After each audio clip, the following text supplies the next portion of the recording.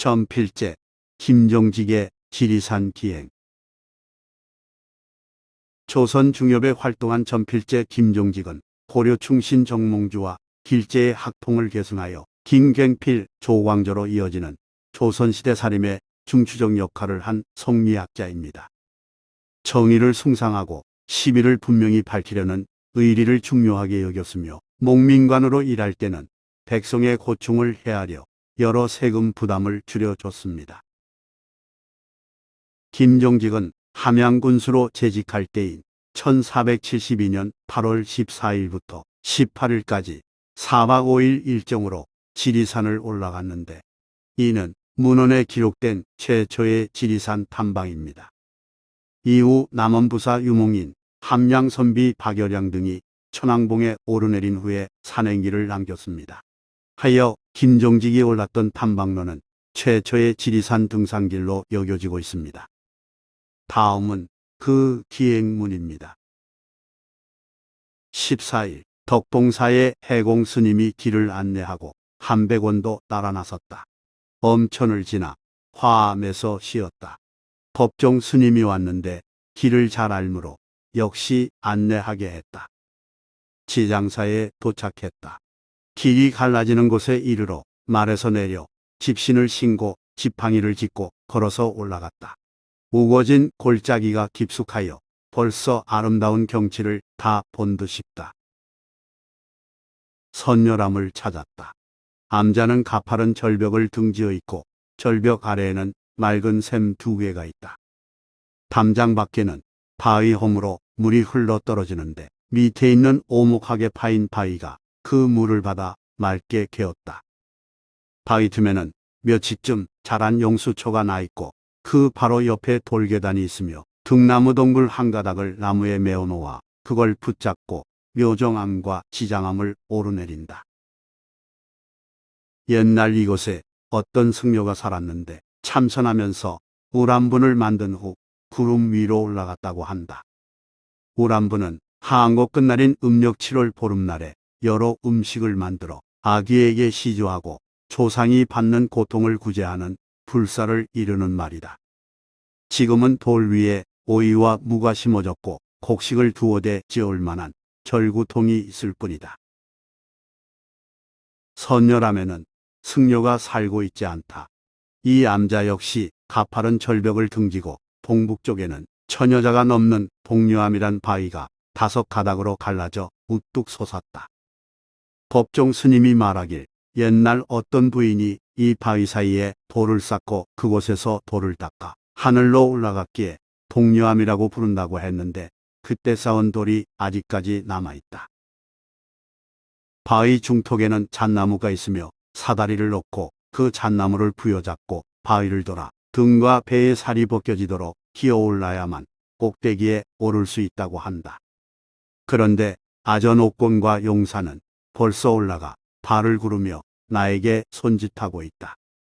내가 일찍이 산음을 왕래하면서 이 바위를 보니 여러 산봉우리와 키를 다투듯 하늘을 받치고 있는 듯 느껴졌다. 이제 이곳에 와보니 몸이 움츠러들고 털끝이 쭈뼛해질 정도로 아주 끔찍하면서도 황홀하여 내가 이 세상 사람인가 의심스러울 정도였다. 오늘은 첫날이라 시험삼아 20리 남짓을 걸었지만 몹시 피곤해 깊은 잠에 빠졌다가 한밤중에 잠이 깨었다. 달빛 아래에서 여러 산봉우리가 모습을 드러냈다 감췄다 하고 구름이 피어 오름을 바라보며 조용히 명상에 잠겼다. 15일 새벽에 구름이 더 끼었다. 중이 말했다. 제가 이 산에 오래 있었는데 구름을 보니 오늘은 비가 오지 않겠습니다. 그래서 기쁜 마음으로 진꾼을 줄여 돌려보내고 사찰을 나섰다. 푸른 등동굴과 깊은 대숲 사이를 지났다. 저절로 죽은 큰 나무들이 길을 가로막아 다리 구실을 하기도 하며 그중 절반쯤 썩은 나무는 말이 달리는 형상을 하고 있다.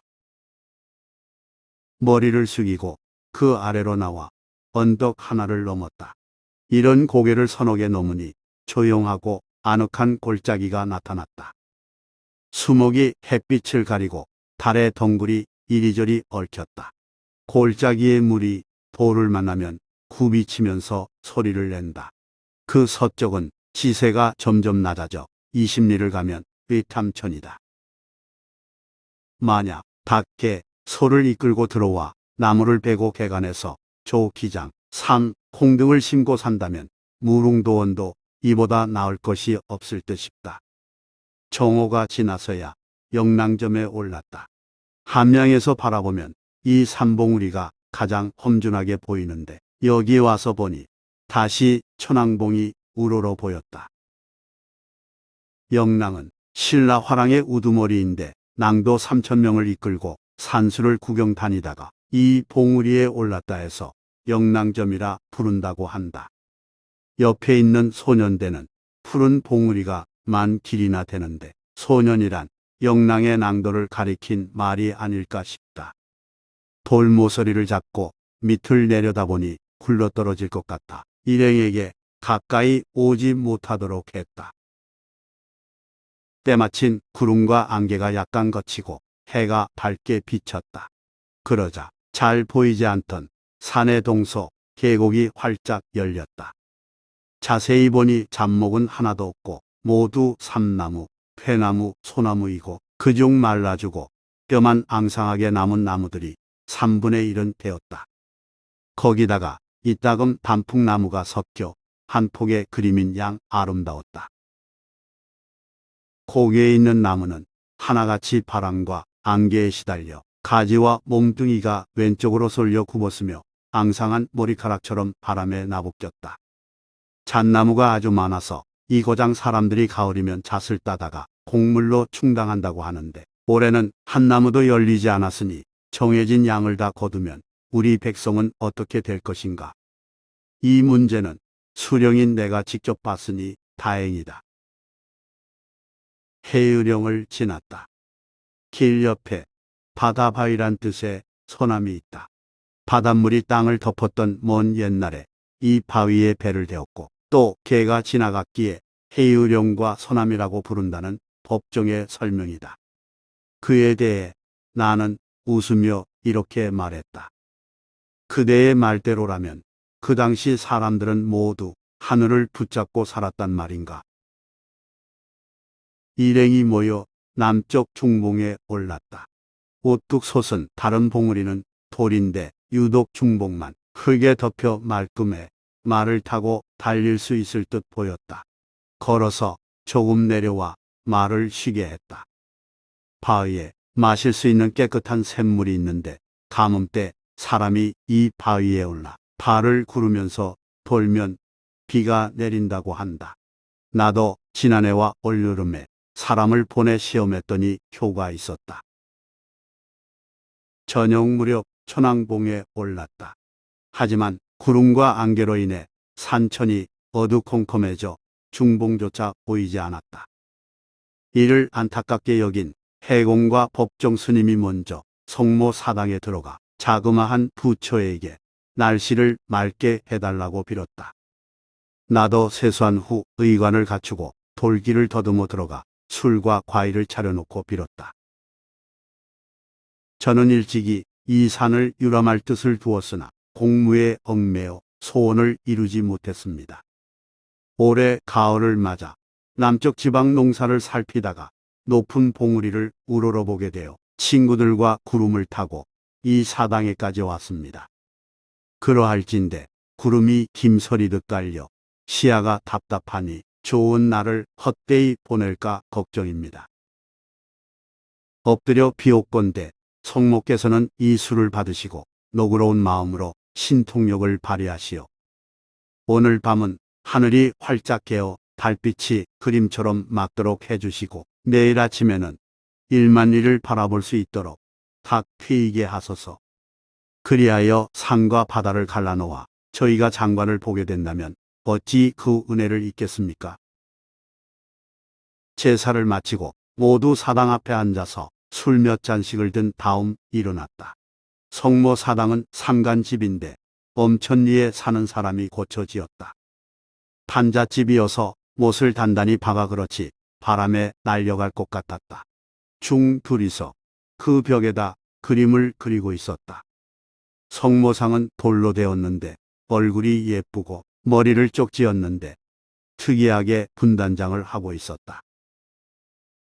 이마에 이지러진 자국이 있기에 왜 그러느냐고 물었더니 우리 태조께서 인월 싸움에서 승리하던 해에 쫓기던 왜구가 여기로 올라왔다가 칼로 찍어 놓은 것을 손질했다고 한다. 동쪽에 돌을 오목하게 쌓아둔 곳에 해공이 아까 빌었던 부처가 있다. 성모의 아들이라고 하기에 성모는 누구냐고 물으니 석가모니의 어머니 마야 부인이라는 대답이다. 어찌 그런 이치가 있는가? 인도와 우리나라는 여러 나라에 막혔는데 그곳 사람이 어떻게 이곳 신이 될 수 있는가? 이승유가 제왕운기에서 지리산의 천왕은 고려 태조의 비 위수광후라고 말했지만 이는 고려인이 조상을 신격화시키고자 꾸며낸 것이리라. 그런 말을 이승휴가 듣고 글로 썼으니 믿을 수 없으며 더구나 승려들의 허무맹랑한 말을 믿을 나이가 있겠는가. 해가 저물자 음산한 바람이 동서로 거세게 불어 지붕을 날리고 산을 움직일 듯 거셌고 축축한 안개에 의관이 모두 젖었다. 네 사람이 함께 사당 안에 자리를 깔고 누웠다. 찬 기운이 뼈에까지 스며들어 속옷을 껴입었으나 하인들이 몸을 떨므로 큰 나무 서너 개를 가져다 불을 피우고 쬐도록 했다. 깊은 밤에 희미한 달빛이 어렴풋이 비추기에 반가워 일어났더니 다시 구름 속으로 들어가 버렸다. 벽에 기대어 사방을 둘러보니 천지가 아득하여 마치 바다 가운데 뜬 조그만 배 한 척이 기우뚱 파도 속으로 잠기는 형상이다. 17일 새벽 동쪽에서 해가 떠오를 때 노을빛이 눈부시게 찬란했다. 일행이 보기에 내가 피곤해서 더 오르지 못하리라 여기는 모양이다. 그러나 며칠 동안 굳었던 날씨가 갑자기 갠 것으로 미루 하늘이 나에게 좋은 풍경을 보게 하려는 모양인데 그 경치를 지척에 두고 힘을 내 오르지 않는다면 평생 품었던 소원을 풀지 못할 것이 아닌가. 그래서 다시 성모 사당에 들어가 계속 맑은 날씨를 빌고 북쪽 봉우리에 올랐다. 하늘의 기러기가 우리 위로 날지 못할 정도로 높이 올랐다. 구름 한 점 없이 맑게 갠 날씨여서 망망한 저쪽 끝이 보이지 않았다. 나는 일행에게 이렇게 말했다. 먼 곳을 보는데 요령이 없으면 나무꾼들이 보는 시선과 무엇이 다르겠는가? 우선 북쪽을 본 후 동쪽을 보고 그 다음 남쪽과 서쪽을 보되 가까운 곳에서 먼 곳을 향해 눈을 옮기면서 보면 된다네. 여기서 내려다 보이는 수많은 산은 아무리 셈을 잘하는 사람이라 하더라도 모두 셀 수 없다. 어떤 산은 작은 언덕 같기도 하고 어떤 것은 용이나 봄 같기도 하며 혹은 음식 접시를 개어놓은 듯하며 칼날 같기도 하다. 다만 동쪽 팔공산과 서쪽 무등산만이 다른 산에 비해 조금 우뚝하다. 계림령 이북은 푸른 기운이 하늘 가득하고 대마도 이남에는 바다 기운이 하늘에 뻗쳐 우리네 시력이 그곳까지 미치지 못한다. 이렇듯 탁 트인 사방을 모두 감상한 우리는 다음과 같은 말로 스스로 축하했다. 옛날부터 이곳에 올라온 자는 더러 있었겠지만 오늘 우리처럼 통쾌하게 구경한 사람은 아무도 없었으리라.